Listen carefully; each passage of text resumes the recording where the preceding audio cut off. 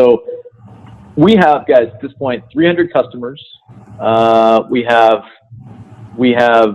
825,000 users using our software today. 2 million secure logons is what we complete on a daily basis, and we have over 200 associations. Of the 300 customers, 200 of those are associations, or more or less customers like yourself, where they maintain the association and the MLS. The way that it works is that, again, you would not know that it's there at all. It's an invisible system. You wouldn't know that it's there at all if you're abiding by the rules. So there's two parts to our security system. The first part is logging into the MLS, and the second part is then us running all of our algorithms to make sure that when you log in, that one is you, and two, that you are who you say you are. So it's one thing to have a username and password and log into a website, but it's another thing to actually know if that person is in fact that person.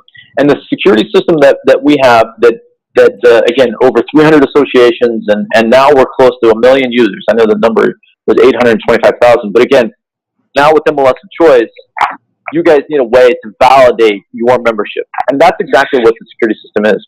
So the point I'm trying to make here is the screen you're seeing, and every other screen that I'm going to show you today is software that is equipped for the staff. For you as a user, what you would encounter is a smooth, quicker login because we're taking on the login process than what Rapatoni is providing. But you would log into the MLS, and you land either on a place that we decide, that we specify, or the MLS. And the reason I said that we specify is because there's two parts to the security system. Like I said before, there's understanding that you are who you say you are, but then there's the other part of taking action. And you're going to hear me today in this presentation use the word remediation. Remediation is really the action part and the part in which you guys are really purchasing of the security system. So there's the detection, and then there's the remediation, or taking action and actually removing or weaning people off the abuse or entering in risk into the MLS network. That's what this system is all about, and that's what I'm here to show you guys today. So all of these screens from here on out will be screens around what the staff has access to, and are relaying to you if you are someone who's found in violation of sharing username and password. So what I'm going to show you here is the very first tab, high level, what staff starts out with to look at: is the system in a good spot? Is the MLS, is there any risk being introduced into the MLS? And is there a lot of sharing going on? This number that you're seeing is an overall number of this MLS. So what we do is we look at all of the different logins of your MLS and of your MLS only. We don't like to compare you regionally to other customers in the area or anything like that. We do have a lot of customers in your area that is using our software, but this is all about you and your MLS.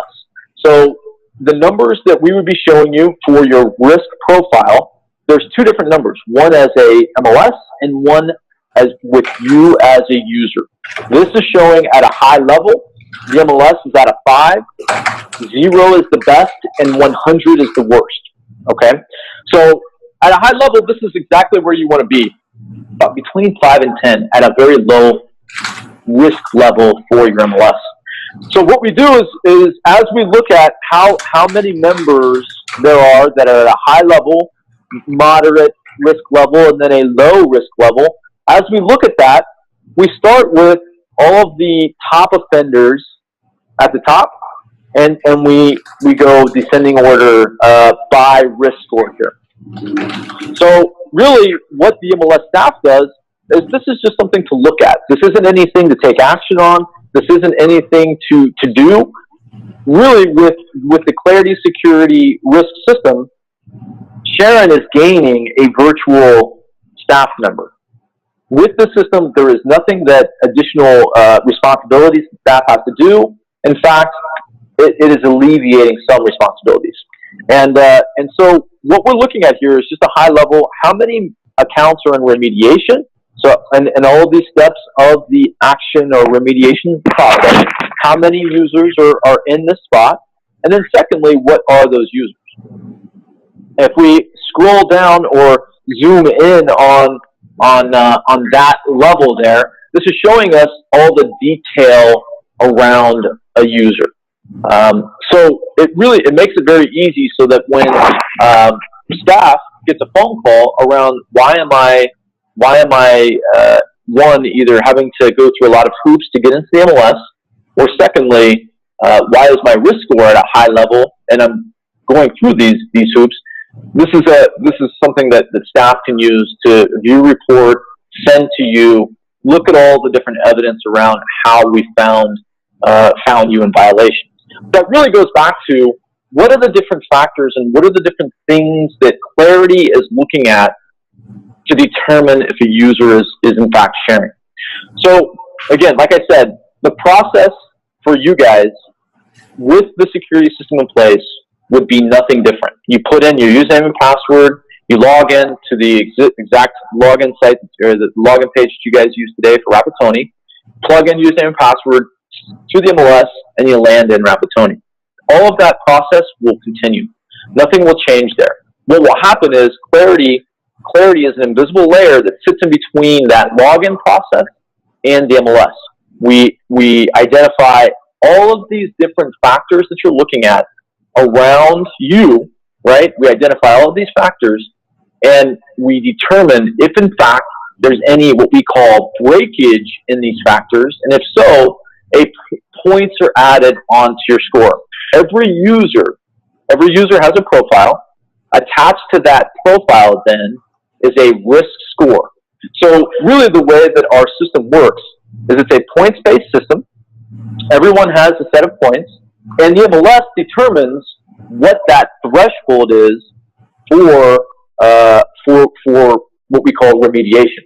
So the point is we allow some toleration, some really a lot of tolerance, anywhere between 70 to 80 points is the threshold default that an MLS selects, default threshold that an MLS usually selects. So let's say at this point, Cincinnati goes with a threshold of 70. So there's 70 points that a user can accumulate, and then at that point, once you go over that threshold, that's when remediation or risk clarity takes into play. I'll show you what those steps are and what that process is here in a second, but let me go through these risk factors that I'm showing you here. How do we accumulate these points? And really, that's how the system works, is that as you log in, we look at all of these different factors. As there are breaks in these factors, we add to your risk score. As your score gets up to a point that it gets over the threshold, our remediation or automatic process steps in, weans you off the abuse or the multiple users off the abuse of the MLS, and everyone goes back to a copacetic setting. Either one of two things happen, right? That user stops sharing, or a new username and password is created, and life is back to normal. So how do we accumulate, or how do we understand if a person is in fact sharing? These factors that I'm showing you, this is what we look at. We look at the amount of devices that a user is using at that time. Again, the way that we implement is that we stay dormant for 30 days and build a profile around you. So we know what your daily habits are, we know what your daily usage is, and we know generally where you're coming from. And based on that, if there are any spikes in your profile, if there's any abnormalities, that's when we then add points to your score. Once we add points, as that accumulates, then we take action once those points get over a certain threshold. So those factors, again, devices, daily habits, keyboard dynamics. This is a good one. So as you go to the login page to your MLS, when you type your username and password to the MLS, we're watching. We know exactly how you're typing. And we're developing a system called clustering around the way that you type. We can identify each person based on their typing patterns. It's a flight and dwell of your hands on the keys. We have a system in place, and again, I'll show you a screenshot here in a second, but we know if that's you typing on the keyboard or not. Frequent cookie clearing, number of logins. So if your number of logins go from 30 a day to 80 to 200 a day, again, we'll just add points to your score, and as those numbers then go back to a normal, those points then are removed off of your score. Logins per device, account monitoring for MLS of choice. I'll point that out on the screen here in a second. Mobile devices, again, we're watching all the different devices, and we have a pattern around, we have 3 different patterns around this system. We have one around the mobile devices that's just making sure that you are who you say you are, dependent on, or really independent on, any device that you're coming into the MLS with. We look at the velocity. So velocity is an interesting one. So if you log in Cincinnati, Ohio, you give me your username and password, I'm located in Scottsdale, Arizona. 5 minutes later, I log in after you log in, but I'm logging in from Arizona. There is no way that that I can get from Cincinnati to Arizona in 5 minutes, so therefore I have to be found in violation of sharing. Boom, we add points to your score, and then we move on. And again, this is a daily thing that we go through. We look at this every single day, and this is what the algorithm, the SafeMLS algorithm is doing, is it's always refining itself and always watching every user every single day. Geolocation, so we're looking at your IP address, where you're coming from. Again, that's just one facet of our security, is the IP, really your IP address that you're coming from. Login density, so again, how many times are you logging in? Where are you coming from? And then most importantly, I shouldn't say most importantly, but also the point I want to make with high-risk countries is that there is also a brute force layer that prevents all hacking attempts on your MLS that comes with this system as well. So we really protect for any type of theft, any type of brute force hacking attempts, any type of breach issues. Anyone who doesn't have an active username and password will not be able to log into this system. As well as then we're looking at users that do have an active username and password that really is the virtual assistant issue around the high-risk countries. And if someone's coming in from the Philippines or Dominican Republic, China, or any of these other high-risk countries that the staff has deemed as a high-risk country, and really we have a list that you guys can just add to, boom, points are added to the score. Staff gets the ability to weight what those points are. So that could be an automatic. You're in violation, and all of a sudden we need to remediate this account, or it could be a 40 points, 50 points. It's up to you guys. There is a ton of flexibility and customization around this system in terms of staff, and they get the ability to at any time ratchet the system down by lowering the points threshold for remediation or raising it, as well as then set the weights for each one of the factors that I just indicated there. They can set all that. So again, we'll go through that implementation process with Sharon and her staff. But again, at all times, you guys have access to that. This is what staff would use when they're getting a call. Someone says, "Hey, why am I going through remediation?" They would look at the screen, and they know everything that's going on. All the evidence around how we came to the risk score. View report is a PDF option that they can send to you so that you can look at this at the same time. All information around a user, how many times, all of that. And again, these are all links. So staff can look at each individual login or the set of logins that are in question. This is the remediation policy. So this is the policy, again, that staff has access to.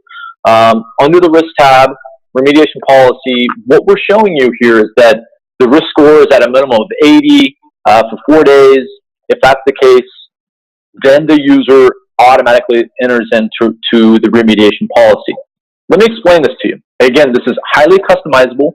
We walk through our best practices with the staff. You've got the risk score. You've got the days in which the user is at, and then how many days the user is in remediation. This is the policy. Let me explain this to you real quick. This is what a user would go through when we're found in violation. The thing that you're not seeing here is keeping them out. One of the things that we don't want to do is that this is a security system to protect you as the MLS, protect your logins, make sure that those are inside the MLS, that are paying for the MLS, that should be there, but we don't want to deter anyone from doing business. So an option could be added at the end to say, do not allow, if they go through all those steps, do not allow login, but it's a very, very evasive step, and that's one that you as staff or you as MLS committee or board of directors can make a decision to do. It is an action that is available that you're not seeing here. I get a lot of questions on that, so I just thought I would mention that. But the actions you're seeing here, very first step, reset password. Very first thing. So as the user comes in, we found that they're above a risk score that is deemed the threshold. Boom. The next time they log in, we're going to prompt them to reset their password. Maybe their password, their username and password has just been compromised at a bullpen PC that they've been at, and that's an easy fix, right? So reset the password, off and ready to go. If that behavior, though, continues, and again, this is customizable and configurable, if that behavior continues for 4 days, that member then gets into the next level, which is now they have, the next time they go to log in, they have to go to their email address on file, receive the one-time email that's been sent to them, plug that in, change your password, and then log in. There's other steps that are in here, like an alert saying, "Hey, you've just been found in violation of MLS bylaw 15.4. Please contact your administrator to get a new username and password." All kinds of verbiage can be put in there, but that's an alert saying, "Hey, we want to let you know that there's a security system involved, and you are now in violation."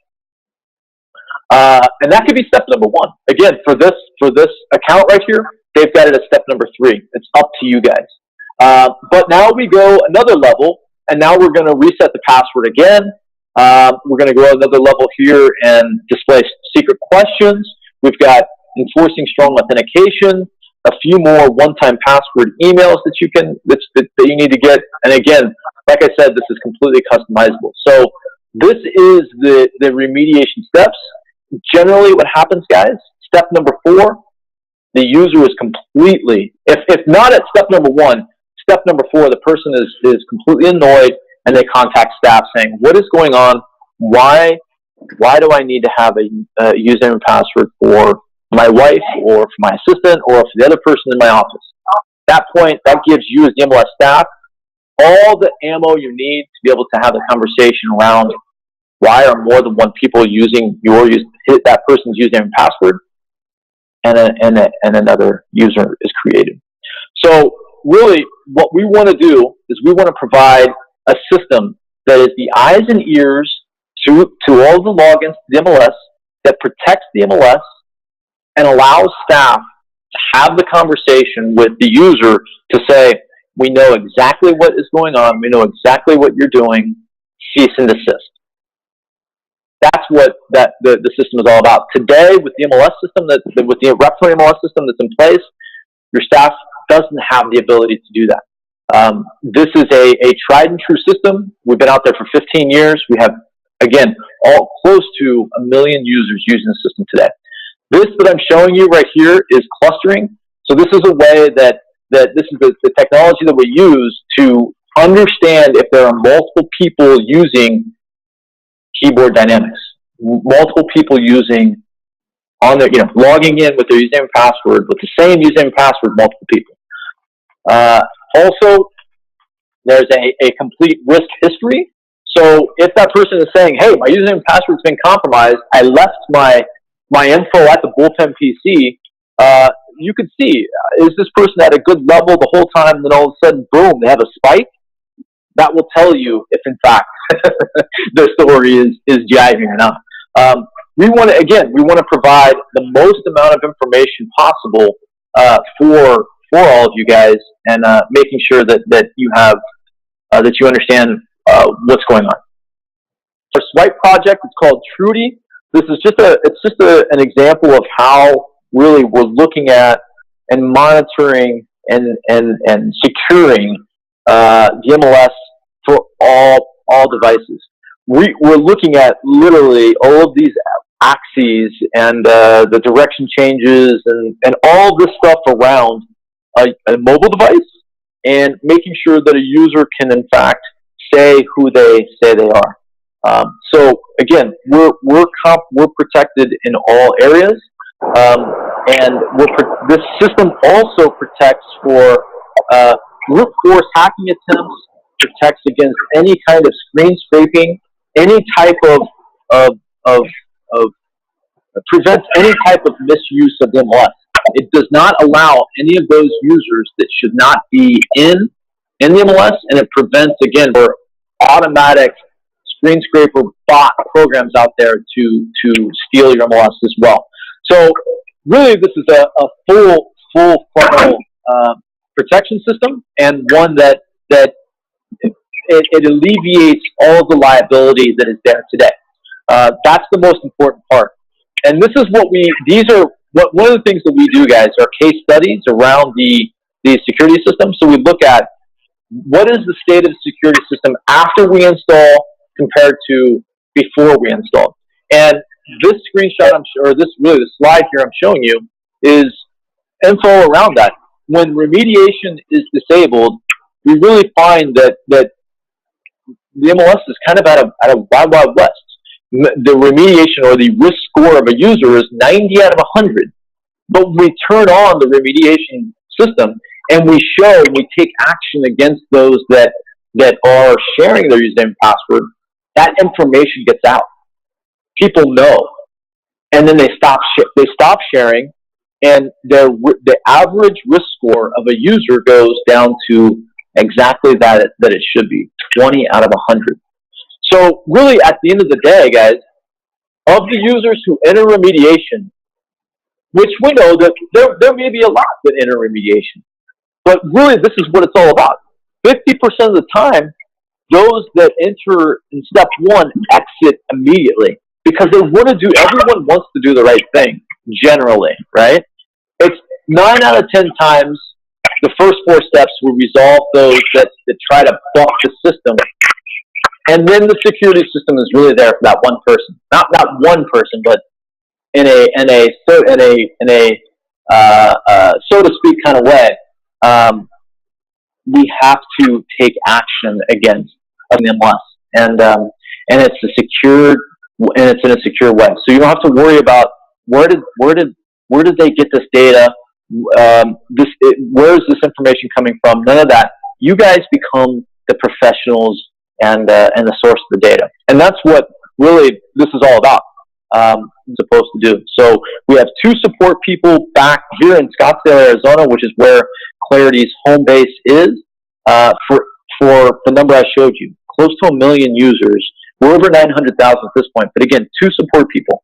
That goes to show you that yeah, they're busy, but really, it's just answering questions around the system. What I'm showing you here are demographic reports around the data that we collect, so we can show your staff really where all the logins are coming from. Desktop, mobile, tablet, what ISP are they using, what's the geo acceptance, so how many people are we denying every day that are coming from outside the United States that are on the high countries list, how many people are we preventing from screen scraping the MLS, blah, blah, blah, as well as then you can run other reports by month, by association, by all of that stuff. And at the end of the day, guys, we are a data warehouse. So there are reports, there's data that staff can export that can do things like, and this is I just had a call with the guy last week in San Francisco. He had said to me that they use Risk, and they pull this is why I put the screenshot here. They pull a usage report by month, and what they look at right here are all the different browsers. How many people are using a browser that is outdated? They then can export that data out, follow up on those users, and be proactive around their MLS. Things like that can happen as well because we are a data warehouse. So we are looking at every bit, every profile, every piece of information around a user every single time that they log into the MLS. And that's what our system does. Secures the MLS. The way I'd like to end this, guys, and wrap this up, is that we have a business partnership in place with Rapatoni. We have a lot of customers that are Rapatoni customers that have moved over to our security system, and we do a rev share with Rapatoni for that. You guys would be in that scenario, and the point is we have a tried and true implementation process with Rapatoni. We do a lot of work with them. So if we're lucky enough to work with you guys, we would have a process in place. It would be a 30-day implementation to get this out there, and then 60 days total to go live. So again, we would love to work with you guys, and we have worked with Rapatoni in the past, and can do a lot for you. At this point, I'd like to just open this up for any questions that you guys may have. I apologize for the rough start, guys, but I'd love to come out and be in front of you guys for an overall demo and make sure I get all the questions answered. All right, guys, your turn. Any questions? Can end users have security on their desktops or mobile devices that will prevent your product from doing what it's supposed to do? No. So antivirus programs or spamming programs or any of those, they do not conflict with our system in any way. All that we do is we analyze your account to the moment that you log in, for that brief half second that it takes for you to log in, and we're done. So we just kind of take a snapshot. We're in and out. Once you're inside the Rapatoni MLS, we no longer are in play or analyzing anything around you, though we are protecting the Rapatoni application. So that's a great question. No, there isn't any type of browsers that you have to use. There isn't any systems that you shouldn't use or shouldn't have enabled if our risk system is in place. What we do is we replace and work with Rapatoni to replace their login page. So we'll have the domain around that login page, but again, no URLs will change. Nothing will change for you guys. Everything that you do will continue to be the same. Other questions? Yeah, Brian. Other questions, guys? Brian Guy Wessel Camper. This is Big Brother at its finest. Boy, that's truly amazing with the keystrokes and all that other stuff. How have you found that most of the people are reacting? The other MLSs that are using this currently. I mean, once they've installed. In terms of now, in terms of the MLS reaction, or do you mean the agent's reaction? Well, the MLS reaction initially. I mean, The MLS reaction actually is quite interesting. That's why I asked that.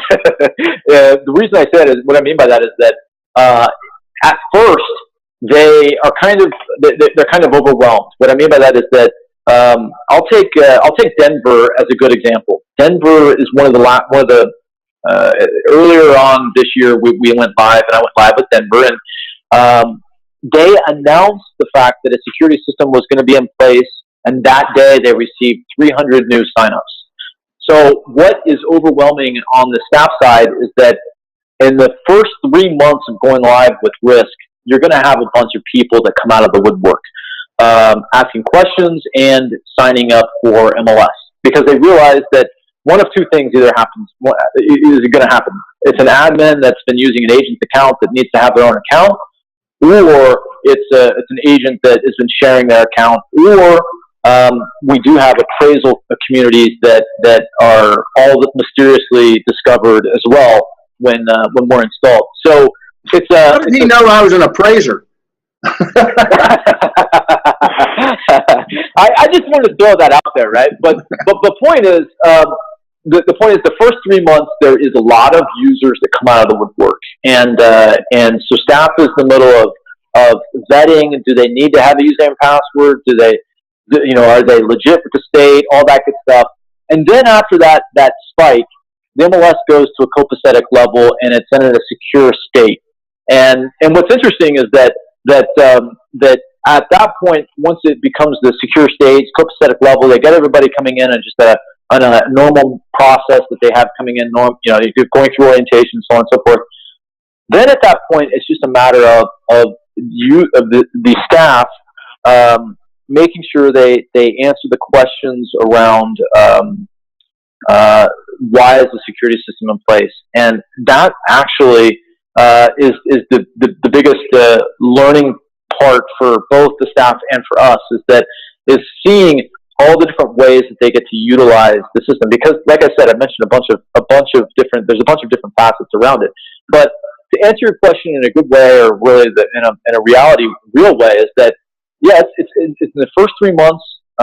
There's a lot of membership actions. There's a lot of people signing up or figuring out if they need username and passwords. But then after that, it's at a controlled state, and then it's just getting people in and out normally. So yeah, it's a spike. There's usually we recommend we guarantee. I shouldn't say guarantee. In the past, we've guaranteed 15 to 35% spike in membership. But really, for you guys, what it's all about is making sure that those that are using the system are paying, and that it's a secure MLS. And today, I not there, but we can help you get there. Okay, so you're basically saying then there's a new additional membership that will probably come out, but we will not certainly lose anybody. No, not at all. We'll only gain. Not at all, and that might pay for the thing. Yeah. I mean, if it's a small MLS, I sometimes go on that platform. If that hey, your spike in membership will help, and we've got a ton of 600 member boards that are signing up right now. I mean, I'm doing this. I've got 4 demos today. This is the beginning. So the point is, though, for you guys, you're going to have definitely a spike in membership. But where I'm coming from is that there is not going to be there isn't another responsibility that's added on to Sharon and her staff. There isn't more things to do now for the MLS because the security system is in place. You're actually gaining a virtual staff member, and that when someone says, "Hey, I've got a question around the security system," one we Clarity take care of that for you guys. But secondly, it'll be a perspective of, "Hey, I think I need a new username and password because I'm running into this issue." So it's not my point that I'm trying to make. Also, is that it's not any additional responsibilities for staff. It's just enjoying the fact that really people are saying, "Hey, why am I getting this remediation? Or why am I getting these prompts? What is happening here?" And at that point, the screen that I'm on here, that I'm just kind of parked on in the presentation, that's where staff can just look at the evidence and really articulate exactly what's going on and exactly why that user is getting these prompts. That's the eyes and ears, and that's what Sharon needs, is to be able to say, "This is what's happening." Hey, Brian. All right. Yes.